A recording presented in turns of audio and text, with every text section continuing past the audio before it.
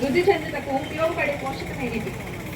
మొక్కల యొక్క వేరు వ్యవస్థ వృద్ధి చెందుటకు ఉపయోగపడే పోషకం ఏమిటి?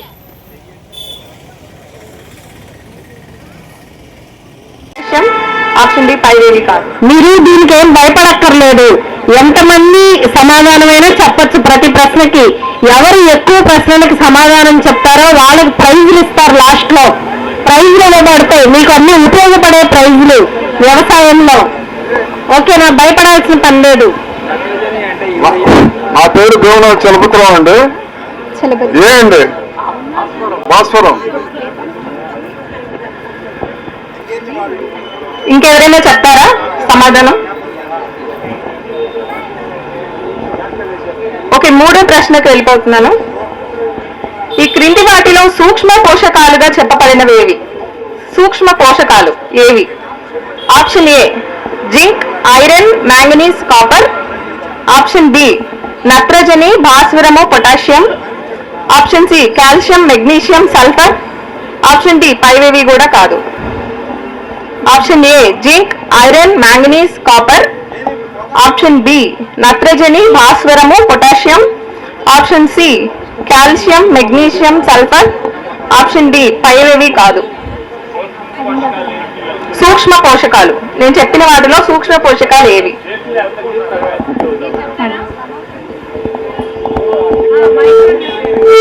మైక్రో న్యూట్రియంట్స్ అంటారు ఇంగ్లీష్ లో.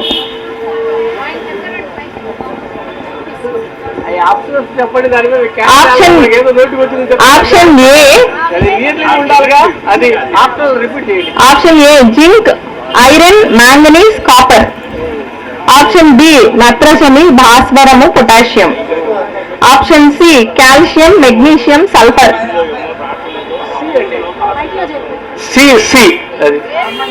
మీ పేరు? సయ్యద్ ఉస్మాన్. ఇంకెవరన్నా చెప్తారా? నేను చెప్పచ్చండి. ప్రపంచ నేలల దినోత్సవం ఏ తేదీన జరుపుకుంటారు?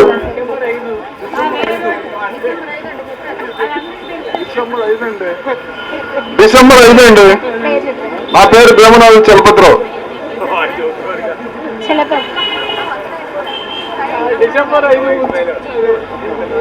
ఓకే. వ్యాధి నిరోధక శక్తి మరియు బెట్టును తట్టుకునే శక్తిని ఇచ్చే పోషకం ఏంటి? మొక్కలకు వ్యాధి నిరోధక శక్తి మరియు బెట్టను తట్టుకునే శక్తిని ఇచ్చే పోషకం ఏమిటి? ఆప్షన్ ఏ నత్రజని. Option B భాస్వరము.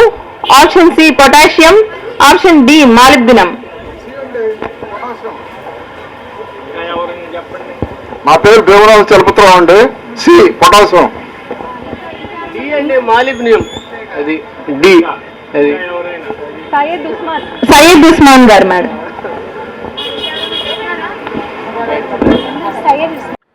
సమస్యాత్మక నేలలు సంరక్షణ. ఆప్షన్ సి నేలలు జీవ వైవిధ్యం కాపాడుట.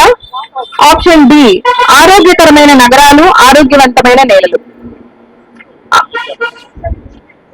ఒకసారి మళ్ళీ రిపీట్ చేస్తున్నాను. ఒకసారి అందరూ కూడా వినండి. నేలలు ఆహారానికి మూలాధారం. నేలలు ఆహారానికి మూలాధారం. రెండో ఆప్షన్ సమస్యాత్మక నేలలు సంరక్షణ. ఆప్షన్ సి నేలలు జీవ వైవిధ్యం కాపాడుట. ఆప్షన్ డి ఆరోగ్యకరమైన నగరాలు, ఆరోగ్యవంతమైన నేలలు. తిరుపతమ్మ మేడం.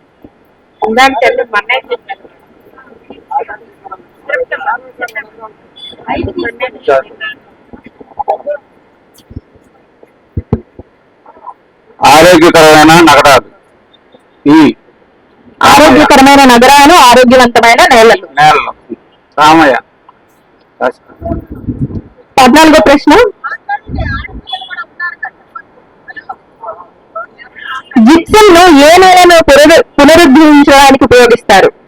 జిప్సం ఏ నేలను పునరుద్ధరించడానికి ఉపయోగిస్తారు? Option A నల్లచౌడు. ఆప్షన్ వ్యవసాయంలో వాఫ్సా అంటే ఏంటి? ప్రకృతి వ్యవసాయంలో వాఫ్సా అంటే ఏంటి? ఆప్షన్ ఏ పురుగు మందులు వేసే విధానం. ఆప్షన్ బి పంట కోసే విధానం. ఆప్షన్ సి పంట విత్తే విధానం. ఆప్షన్ డి నీరు పెట్టే విధానం. ఆప్షన్ డి నీరు పెట్టే విధానం. తిరుపతమ్మ.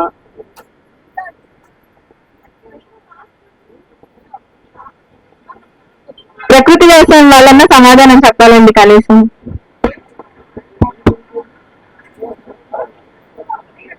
వ్యవసాయంలో వాడదగినవి ఏంటి? ఆప్షన్ ఏ జన్యు మార్పిడి పంటలు, ఆప్షన్ బి సున్నము, ఆప్షన్ సి జీవామృతము, option D gypsum. Option D జీవామృతం. ఆప్షన్ సి ఆప్షన్ ఏ జన్యు మార్పిడి పంటలు, ఆప్షన్ బి సున్నం, ఆప్షన్ సి జీవామృతం, ఆప్షన్ ఏవి వాడచ్చు అని. ప్రకృతి వ్యవసాయంలో ఏం వాడచ్చు అని అడుగుతున్నారు.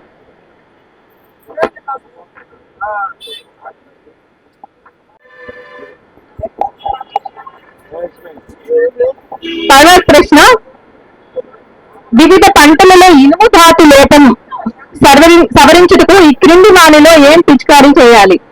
వివిధ పంటలలో ఇనుము ధాతు లోపం సవరించుటకు ఈ క్రింది వాటిలో ఏం పిచికారీ చేయాలి? ఆప్షన్ ఏ సున్నం, ఆప్షన్ బి అన్నబేబి, option C gypsum, option D zinc. చెప్పండి, తెలిసిన వాళ్ళందరూ సమాధానం చెప్పచ్చు.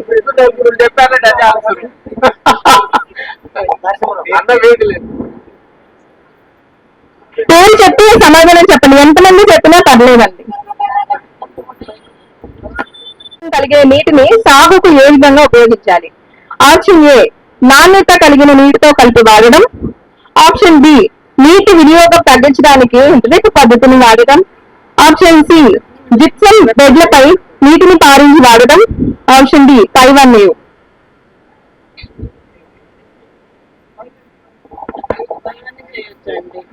షేక్ మహమ్మద్ బి గారు పైవన్నీ కూడా అని చెప్తున్నారు.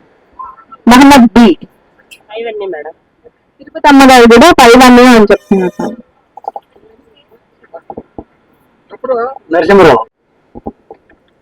మిగతా వాళ్ళందరూ కూడా సమాధానం చెప్పండి. ఎంతమంది సమాధానం చెప్తే అంతమందికి బహుమతులు ఉన్నాయి. దయచేసి అందరూ కూడా పార్టిసిపేట్ చేయండి. తదుపరి ప్రశ్న, నూనె గింజ పంటలో నూనె శాతం వృద్ధి చెందడానికి అవసరమైన పోషకం ఏమిటి? తర్వాత ప్రశ్న, వాతావరణంలోని నత్రజనిని స్థిరీకరణ చేసి పప్పు జాతి పంటలకు అందించే జీవన ఎరువు ఏది? వాతావరణంలోని నత్రజనిని స్థిరీకరణ చేసి పప్పు జాతి పంటలకు అందించే జీవన ఎరువు ఏది?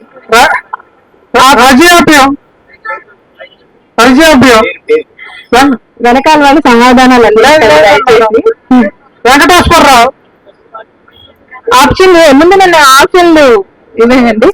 Option A rhizobium, option B azospirillum, option C VAM fungus, option D ఏది కాదు. Option A rhizobium, option B azospirillum, option C VAM fungus, option D ఏది కాదు. Option A madam rhizobium.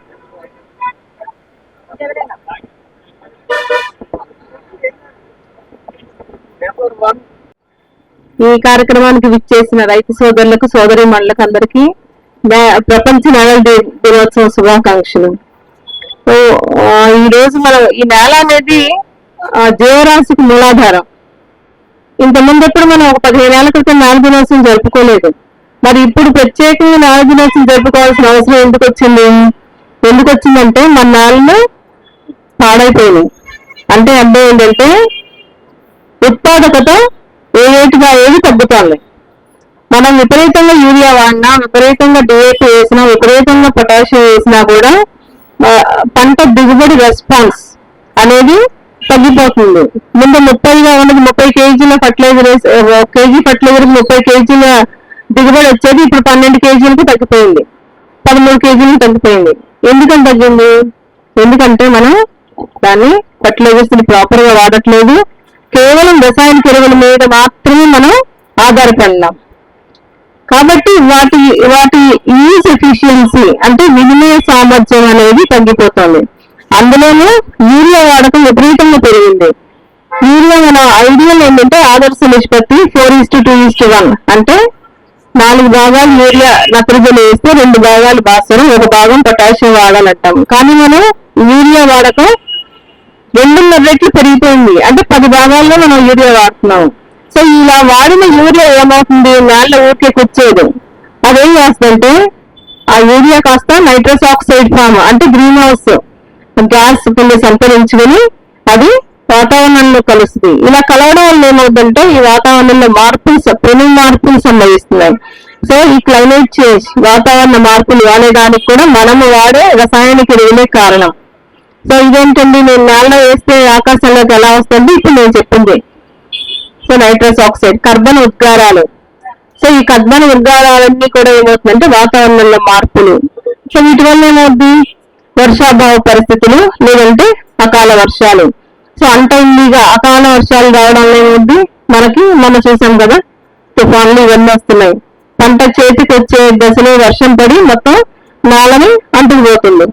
So కాబట్టి ఇదంతా లేకుండా చెయ్యాలి అంటే ఏం చేయాలి? సో దీంతో పాటుగా ఏంటి ఇవన్నీ పెను ప్రమాదాలు మన నేలకి, నేల ఆరోగ్యం అంతా పాడవుతుంది.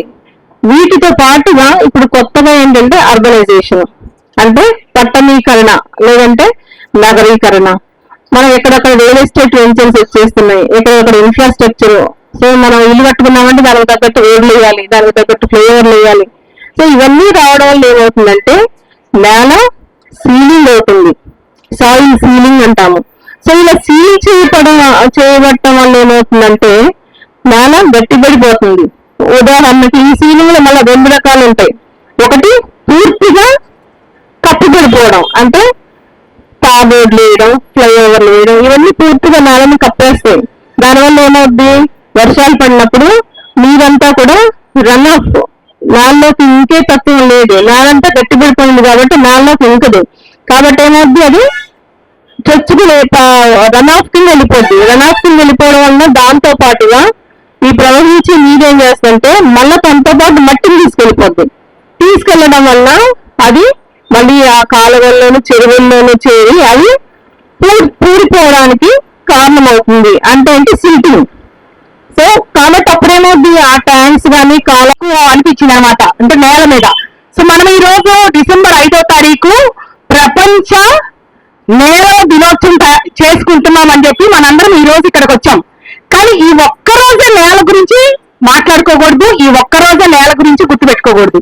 ప్రతిరోజు మనం ఎక్కడ ఉంటున్నాం, ప్రతిరోజు దేని మీద ఉంటున్నాం, ప్రతిరోజు నేల మీదే ఉంటున్నాం. అందుకని నేల గురించి ప్రతిరోజు మాట్లాడుకోవాలి మనం. నేల యొక్క ఆరోగ్యం గురించి, ముఖ్యంగా ప్రకృతి వ్యవసాయంలో ఏం జరుగుతుందంటే మా మెయిన్ కాన్సెప్టే నేల, మెయిన్ కాన్సెప్టే భూమి గురించి, భూమి ఆరోగ్యం గురించి మాత్రమే ప్రకృతి వ్యవసాయం మొదటిగా మాట్లాడుతుంది. కాబట్టి ప్రకృతి వ్యవసాయం చేసే రైతులు అందరూ కూడా ఇందాక కూడా చెప్పారు 365 రోజులు. మేడమ్స్ ఇద్దరు చాలా బాగా చెప్పారు, అన్ని కాన్సెప్ట్ చెప్పారు. అంటే ఎక్కువ భూమిని సూర్యరశ్మికి ఎక్స్పోజ్ అవ్వనివ్వద్దు, అవ్వటం వల్ల దానిలో ఉన్నటువంటి సూక్ష్మజీవులన్నీ చచ్చిపోతాయి. కాబట్టి మీరు ప్రతి తీయంగానే పిఎండిఎస్ కానీ ఆర్డిఎస్ కానీ ఇలా ఇందాక పచ్చిరొట్టు విత్తనాలు కూడా మీరు అందరూ చాలా బాగా చెప్పారు, జనము జీలుగా పిల్లి పెసర వేసుకోవచ్చని. సో అవే కాకుండా ఇంకొక 20 రకాలు మీకు దొరికిన విత్తనాలు అయితే కొంతమంది ఇస్తూ ఉంటారు. వాటిని కూడా ఇక్కడ మన ప్రకృతి వ్యవసాయ కేడర్లు ఇస్తుంటే వాటిని వేసుకొని భూమిని గురించి ఈ ఒక్కరోజే ఆలోచించొద్దు అంటున్నా నేను. ప్రతిరోజు భూమి గురించి ఆలోచించాల్సిందే. కాబట్టి భూమిని అగ్రికల్చర్ అంటే ఏం చెప్పారు, డు నాట్ డిస్టర్బ్ అన్నారు. మీరు పాడు చేయొద్దు, ఉన్నదాన్ని కరెక్ట్ గా ఉంచండి. సో ఇందాక ఇద్దరు కూడా మేడం చెప్పారు, నేల అంటే చాలా సూక్ష్మజీవులు ఉంటాయి. చాలా సూక్ష్మజీవులు ఉంటే మీరు గనక ఆ సూక్ష్మజీవుల్ని మరీ లోతుగా దుక్కి చేయటం వల్ల కానివ్వండి, విపరీతంగా ఎరువులు వాడటం కానీ, రసాయన ఎరువులు వాడటం వల్ల కానీ పూర్తిగా పాడైపోతాయి. కాబట్టి కొంచెం తగ్గిద్దాం. ఈ రోజు నుంచి మన పిఎం నరేంద్ర మోడీ గారు కూడా ధర్తీ మాత బచావ్ అభియాన్ అనే ప్రోగ్రామ్ కూడా చేస్తున్నాం. అంటే భూమాతని రక్షించుకుందాం అని మన హానరబుల్ పిఎం గారు కూడా అగ్రికల్చర్ డిపార్ట్మెంట్ ద్వారా ప్రతి గ్రామంలో ఒక ప్రోగ్రామ్ చేద్దాము అనుకుంటున్నాం. సో ఈ సందర్భంగా అనమాట, ఈ సందర్భంగా అక్కడ ఇందాక చెప్పారు మేడం, ఆరోగ్యకరమైన నగరాల కోసం ఆరోగ్యవంతమైన నేలలు అనేది ఈ ఇయర్ యొక్క థీమ్. అంటే ప్రతి ఇయర్ కి ఒక థీమ్ ఉంటుంది, ఈ థీమ్ అనమాట అది. కానీ నగరాలంటే మనందరం ఉంటాము, నగరాల్లో ఏముంటది, నేల ఉంటుంది. ఆరోగ్యకరమైన ఉత్పత్తులు ఆరోగ్యకరమైన నేల నుంచి. ఆరోగ్యకరమైన పిల్లలు ఎక్కడి నుంచి పుడతారు? ఆరోగ్యకరమైన తల్లి నుంచి పుడతారు. ఆరోగ్యకరమైన పంట ఎక్కడి నుంచి వస్తుంది?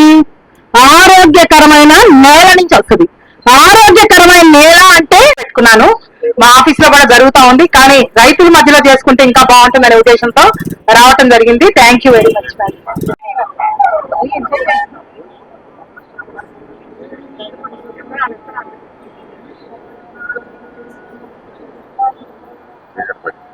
అదే సరిపోయేది మనకి. జనాభా పెరుగుదలకి మనకి ఏం చేసిందంటే, గ్రీన్ రెవల్యూషన్ లో జనాభా పెరుగుదలకి మనకి ఆహార ఉత్పత్తులు సరిపోవని చెప్పి మేమే అలవాటు చేసాము. అప్పుడు పెద్దవాళ్ళు చెప్తారు, మేము చూడలేదు, మరి మీకు ఇక్కడ ఇంకా చాలా పెద్దవాళ్ళు చెప్తుంటే, ఒక ఊర్లో ఒక 20 ఎకరాలు మొక్కజొన్న వేస్తే మీకు తెలియకుండా ఒక రైతు పొలంలో యూరియా బస్తాలను వేసేవాళ్ళు తెలియకుండా.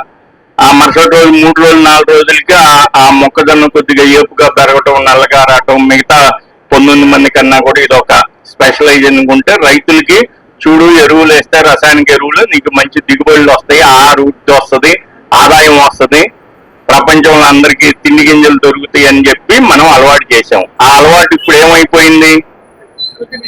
శృతి మించి విపరీతమైనటువంటి రసాయనిక ఎరువులు. ఇందాక ఇప్పుడు మన సారోళ్ళు చెప్పిన అన్నిటికీ వాటికి ఆల్టర్నేట్ గా చెప్తాం. ఆ రసాయనిక ఎరువుల్లో మీరు అనుకుంటున్నట్టు కేవలం యూరియా, భాస్వరం, పొటాషియం అనుకుంటున్నారు. చాలా ఇంకా రకాల secondary nutrients, micro nutrients, calcium, magnesium, sulphur, iron, zinc చాలా ఉన్నాయి. అవి ఎవరు వాడలేదు. మీరేం చేస్తున్నారని అంటే ఏం చెప్తారు? మీరేం చేస్తున్నారు? వ్యవసాయం. ఆయన ఏం చేస్తున్నారంటే నేను ఉద్యోగం చేస్తున్నాను. మనకి ఇంకొకరు ఏం చేస్తున్నానంటే నేను ఏదో డ్రైవింగ్ నేర్చుకుంటున్నాను. అట్లాగే నత్రజని ఎరువు దేనికి ఉపయోగపడుద్ది? నత్రజని ఎరువు అసలు దేనికి ఉపయోగపడుద్ది? భాస్వరం ఎరువు ఏం ఉపయోగపడుతుంది? పొటాష్ ఎరువు దేనికి ఉపయోగపడుతుంది? ఎవరికైనా తెలిస్తే సమాధానాలు చెప్పాలి. క్విక్ గా ఒకే 5 నిమిషాలు ఫెర్టిలైజర్ మేనేజ్మెంట్ లో చెప్తాను. మీరు అడిగిన దానికి కూడా నేను సమాధానం చెప్తాను. ఎస్, బాగా చెప్పారు. నత్రజని, యూరియా పెరుగుదల, పెంపుదల, పచ్చదనం కోసం, క్వాలిటీ ఆర్చి. అదే మనకి మంచి 46 ఉంది అంటే 23 ఉన్నట్టు. అది 50 కేజీల బస్తాలు కాబట్టి 100కి 46 అయితే 18 యూరియా 9 ఉంటది, ఇది ఉంటది. 10, 26, 26. మొదటి 10 ఏంటిది? రెండవ 26, మూడవ 26, 20, 20, 0, 13. మొదటి 20 నత్రజని, రెండవది 20 భాస్వరం, మూడవది 0 ఏంటిది? అది పొటాష్. తర్వాత 13 గంధకం అని ఇస్తాడు. 4వ పోస్టం మటుకి మెన్షన్ కాదు. ఇప్పుడు చెప్పండి, ఈ భాస్వరం ఎరువు మనకి ఇందాక చెప్పినట్టు వేర్లు పెరుగుదలకు ఉపయోగపడుతుంది. ఒరే తీసుకోండి ఫర్ ఎగ్జాంపుల్. వేర్లు పెరుగుదల ఎప్పుడు దాకా ఉంటుంది? నాట్లు వేసిన కాడి నుంచి 70 రోజుల దాకా పెరుగుతానే ఉంటుందా? పెరగదు. వేర్లు పెరుగుదల అనేది మనకి ఫస్ట్ లోనే ఉంటది. ఒక మాక్సిమం ఒక 20 రోజులు, 25 రోజులు. మరి మన భాస్వరం ఎరువులు అంటే ఈ కాంప్లెక్స్ ఎరువులు ఎప్పుడు దాకా వేస్తున్నారు మీరు? వరి కానీ, చిల్లీస్ కానీ, పత్తికైనా. ఆ భాస్వరం ఎరువులు ఇందాక చెప్పాను కదా, రెండవ పోషకం ఉన్న కాంప్లెక్స్ ఎరువులు డిఏపి కానీ 10, 20, 26, 26 కానీ, 3, 17 కానీ, 14, 35, 14 కానీ, అన్నిట్లో 28, 28లో కూడా ప్రతి దాంట్లో భాస్వరం రెండవ పోషకం ఉంది. ఆ భాస్వరం ఎరువు పైరుకి మనకి ఆ వేర్లు పెరుగుదల అప్పుడు కాకుండా మన జ్యోతి మేడం గారు మరియు అమరావతి నుంచి వచ్చిన సార్ గారికి మరియు ఏడిఏ గారికి, హాజరైన రైతు సోదరులందరూ, ప్రకృతి వ్యవసాయంలో పార్టిసిపెంట్స్ అందరికీ కూడా నమస్కారం అండి. ఈ రోజు మరి ప్రపంచ నేలల దినోత్సవ సందర్భంగా, అంతర్జాతీయ ప్రపంచ నేలల దినోత్సవ సందర్భంగా మీకు అందరికీ శుభాకాంక్షలు. మరి ఇప్పటి వరకు మాట్లాడిన వక్తలందరూ కూడా మరి నేలల యొక్క ఆరోగ్యము మన ఆరోగ్యానికి ఎంత ఇంపార్టెంటో చెప్పారు. నేను ఇంకా పెద్దగా చెప్పబోయేది ఏం లేదు. బట్ ఒకటి, మనం ఈ రోజు ఇక్కడ అంటే ఈవెన్ దో సౌండ్ పొల్యూషన్ బాగా దుమ్ము ఉన్నప్పటికీ మీరందరూ వచ్చారు. మీ అందరికీ కృతజ్ఞతలతో పాటు ఒక చిన్న బాధ్యత, మనం చేసే ప్రతి పనిలో కూడా మనం ఈ రోజు కూర్చుంటున్నాము అని అంటే ఏ నేల మీద అయితే కూర్చుంటున్నామో ఏ నేల మీద అయితే మనం మనుగడ సాగిస్తున్నామో ఆ నేల ఆరోగ్యాన్ని కాపాడుకుంటేనే మనం ఆరోగ్యంగా ఉంటాం. అలాగే మనం ఆరోగ్యకరమైన పంటలు పండిస్తేనే పట్టణాలు కూడా ఆరోగ్యంగా ఉంటాయి. ఇది ఒకటే మనందరం కూడా మనసులో పెట్టుకొని ఈ రాబోయే వ్యవసాయ సీజన్ అంటే మన రబీ నుంచే ఇది స్టార్ట్ చేద్దాం. అందరూ కూడా నేల ఆరోగ్యాన్ని పరిరక్షిస్తూ మన ఆరోగ్యాన్ని, సమాజ ఆరోగ్యాన్ని కూడా పెంపొందించాలని మనస్ఫూర్తిగా కోరుకుంటూ మరొకసారి మీకు అందరికీ శుభాకాంక్షలు తెలియజేస్తున్నాను. నమస్కారం.